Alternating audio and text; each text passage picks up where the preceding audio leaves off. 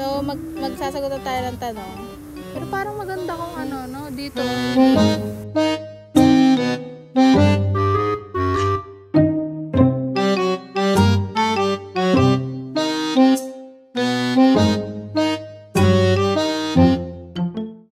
What's one app I can't live without? Siguro, Messenger. Kasi doon ko nakakontak yung mga yung mga relatives ko, yung mga loved ones ko, mga friends. So, sa tingin ko yung Messenger. What's something I enjoy doing alone? So, ito, na-enjoy ko to, yung nag-explore ako mag-isa, o kaya naman, nagsusulat ako sa diary ko, sa journal, kaya nanonood ako mag-isa ng series. I mean, specifically, Korean series. What small thing that makes my day better? Better? Food. Siyempre, kita ba, halata ba guys sa katawan? If I could live anywhere for a year, where would I go? I think, Japan o Korea o China. Siguro sa Irish Village. What's my go-to comfort food? So, my comfort food is probably ice cream. Kasi nga, mahilig ako sa vanilla ice cream. Pero, for the past few days or weeks, hindi na ako masyado nag-ice cream kasi medyo may katandaan na, tapos nag-iiwas na rin sa sweet kasi baka tumaba ako lalo. What kind of weather makes me feel happiest? Dati, talaga sumasaya ako tuwing summer kasi ayoko talaga ng tag-ulan sa Pilipinas kasi pag nagtag-ulan sa Pilipinas talagang tuloy-tuloy yung ulan. Wala ka na magawa sa labas, wala ka na magawang outdoor activities. So, favorite ko yung summer. Pero yung summer kasi dito sa Dubai, I mean sa UAE is very hot. Halata ba kanina pa nga ako dito, pause pa rin ako. So, probably summer. And wala naman kasing winter sa Pilipinas pero favorite ko rito winter. Sa Pilipinas, summer. What skill I'd love to learn? Ako gusto ko kasing malamang ako! Gusto kong matutong mag-play ng mga musical instrument. So, nagtatry akong mag-piano. I mean, may keyboard kasi sa atin sa bahay, tapos may gitara si kuya. Nagtatry ako. Tapos, kahirap. Sana matutunan ko siya. Am I more introverted or extroverted? Or somewhere in between? Feeling ko somewhere in between kasi depende sa kasama kong tao. Kasi meron naman akong kamag-anak pero pagkasama ko yung kamag-anak ko na to, sobrang hagigik ko, sobrang saya ko, gano'n, sobrang ligalig. Tapos pero naman, kunyari si ate, ganyan, hindi ako masyadong maganon. Ewan ko ba, basta depende sa tao yung pagiging introverted ko tsaka extroverted. My ideal weekend look like ito, ganito. Gusto ko yung naglilibot ako, lalo na't may may mga idea akong naiisip, ganyan. Ba't ba lumalayo tong cellphone? What's a compliment I never forgotten? Siguro, hindi ko makakalimutan yung sinabi ng isa kong friend, si Janine, specifically si Janine. Maganda daw yung mata ko sabi ko nga sa kanya, itong mata ko yung pinaka-hate kong part of my body, part of my existence. Pero sabi niya, maganda daw yung mata ko, ganyan. What time of the day I feel most alive? Siguro halata naman, sa gabi kasi ako talagang alive na alive. Siguro hindi man alive na alive. Mas marami lang akong free time sa gabi kasi maghapon nakatutok sa pamangkin. Tapos pagdating naman ng parents, nag-aaral, pagkatapos ng aral, gabi na, sa gabi. What's my favorite way to express myself? Pag-chat. Yun yung ko, yung nag-chat ako. O kaya naman nag-e-effort akong gumawa ng something na ma-express yung sarili ko. Naintindihan niyo ba? If I had unlimited time and money, what would I do first? Siyempre, pumunta sa concert, i-meet ko yung mga K-drama artists, BTS, siyempre. Tapos maglalakbay ako sa Europe, sa China, sa Korea, sa Japan. Saan pa ba? Marami kasi gustong puntahan Sana mapuntahan ko. And then, bumili ng bahay. What do I value most in friendship? Ano ba yung binavalue ko sa friendship na hindi ko maisip? Kung gaano kami katagal? Or no.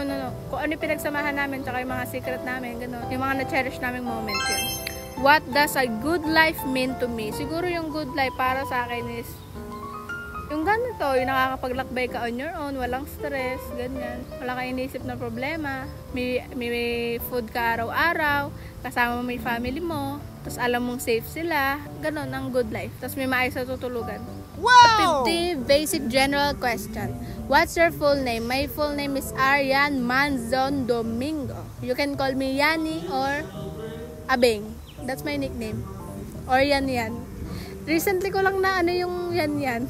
Pero yung Yani, tinatawag na ako ng gano'n ng pinsan ko ni Ate Janjan. Yung Abeng naman, kinagamit na rin nila yun for long time ago. Siguro, simula nung nagka-utak ako. When is your birthday? October 25, 2005. What's your zodiac sign? My zodiac sign is Scorpio. How tall are you? Last check ko kasi ng height ko, 1.57 meter. So, mga 5'2 or 5'3. Meron ka bang siblings? Yes, meron akong sibling. 2 sa father's side, and sa mother's side, 4. Ay, 3.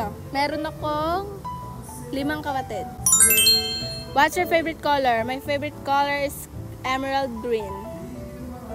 Pero gusto ko yung vibes dito, no? Green na green, kahit hindi siya emerald. Parang, it's give me peace, Kaart. Favorite food? Pag-ulam, lechong paksiw. Pag-prutas, banana. Pag-gulay, talong. Sweet or savory person? Savory. Pero mahilig akong kumain ng sweet onte-onte. Favorite movie? Ayoko nang may favorite. What kind of music do you usually listen to? Depende sa mood. Minsan, K-pop. O kaya naman minsan yung mga OST ng Korean drama. O kaya naman minsan yung mga tugtog ng Air Supply, yung mga luma talaga, yung mga pinatutugtog ng mga tatay niya tuwing Sunday, gano'n. My all-time favorite song would be Through the Years and You Decorated My Life. Ewan ko, it gives something na sa buhay ko, parang nabibigang halaga. What languages can you speak? Yun lang, Filipino and English. Do you prefer books or movies? Depende. Ba't ba puro depende? Are you a morning person or night owl? I am a night owl. Coffee or tea? Depends. Coffee na lang. Beach or mountains? Sa beach kasi parang lang diba? Kunyari, kung may puno man puno lang tsaka tubig. Sa mountain kasi parang talagang may kakaiba Pero hindi pa ako nakapunta. Nakapunta na ba ako? Parang nakapunta na ako. Cats or dogs? Dogs. I'm a dog lover. Rainy day or sunny day? Sunny day. Do you prefer texting or calling? I prefer texting. Pag hindi ko pa siya ka-close. Pag naman ka-close ko na calling. Favorite holiday? Christmas. Kasi nakakapera ako tsaka New Year. Kasi New Year, new me. What's your dream travel destination? Yes, kakasabi ko lang, diba? Europe countries. Korea. Japan. Tsaka China. What's your favorite emoji? Yung ganong emoji. Ganon, yung nangaharot. What's your biggest fear? So, general sa height, ano ba yun? Fear of height. Pero, ina-overcome ko yun ngayon as of today. Hindi pala. Mga ilang weeks na, ina-overcome ko yun, Tumitingin ako sa mga matataas, saka ako sa elevators, mga, escalator nga, tumitingin ako ng ganun kahit kinakabahan ako. What's your phone wallpaper right now? Papakita ko sa inyo.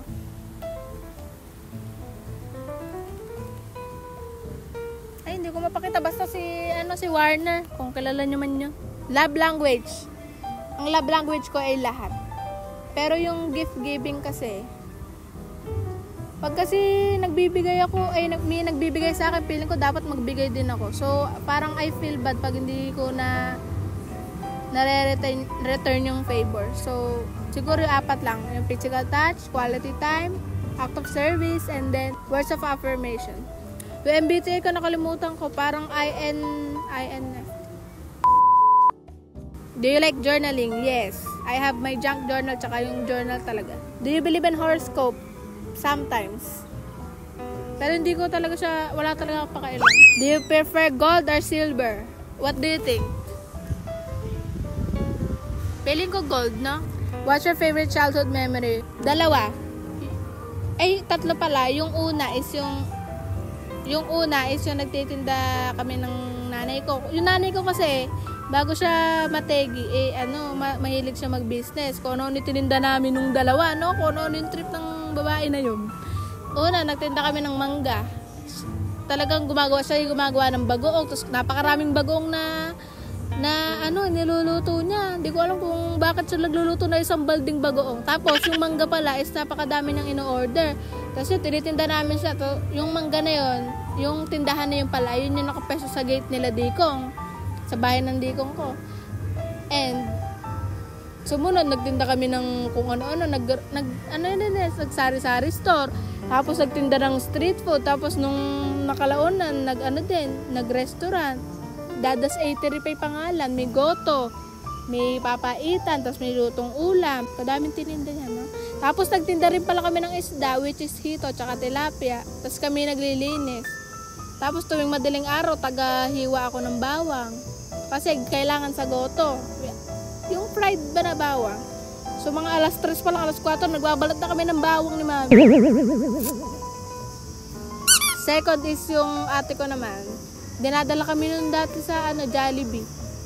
Hindi ko alam kung saan siya kumukuha ng pera, no? Basta bata pa kami pareho nun. Tapos dinadala na kami nila sa Jollibee. Pagka uwi niya ng school, dadalhin niya kami sa Jollibee. Dinala niya ito hindi ko makalimutan, dinala niya kami sa Allenville. Hindi ko alam kung kasama si Lip. Kasama si Lip. Dinala kami ni ate sa Allenville. Yung Allenville sarado na. Yung Allenville, dinala kami doon ni ate. Tapos may pa-birthday. So naka-receive kami ng mga pinamimigay ng Jollibee. Dating may glitters, tapos may papel. Yun. Tatatandaan ko si ate pag nakakita ko ng Jollibee, naalala ko si ate. Tsaka yung Allenville. So yung pangatlo is yung mga kalaro ko sa bahay. Kasi ako lang naman yung sa barangay namin. Ako lang yung babae sa barangay namin nakikipaglaro sa kanila. So, ang nandun yung kapatid ko, si Nicole, si Panying, si Waki, si Maki, si Toby, si MJ, si Nicole. Tapos ako, pang-siyam ako. Tapos ang ginagawa namin noon, naghahanap kami ng mga bakal bote, tapos kumukuha kami ng karton sa mga pharmacy, tapos tsaka namin ibebenta. Apakalayo na pinagbebenta namin. Nagre-renta pa kami ng bike. Kasi pala mag-video ng gato. So nagre-renta kami ng bike, and then makikita kami ng mga 90 pesos, 100. Tapos bibili naman kami ng pang-picnic namin sa halagang 19 na yun. Magkakasya na yun sa aming lahat. Oh my God. Tapos ano pa ba yun? Tuwing bago magpasko, nangangaroling kami. Tapos ang pinakamataas naming na pangarolingan, siguro 160, 150. Kasi may nagbigay sa amin ng 50 pesos. Kalaki ng 50 pesos nun, ha. Tuwang-tuwa kami, no. Tapos naghahati-hati kami. Minsan tig 16 kami, ganyan. Tig 20. Kasaya ng gano'n. Tapos nagtatakotan kami sa dilim. Kalayo na narating. Random facts about me. Random, ha, o random. Sensitive akong tao pero hindi ko siya pinapakita. I mean, nakikita yun minsan, pero kunyari nasaktan ako, hindi ko agad siya nasaktan ako, Hindi gano'n agad. Yun lang. 20 minutes na.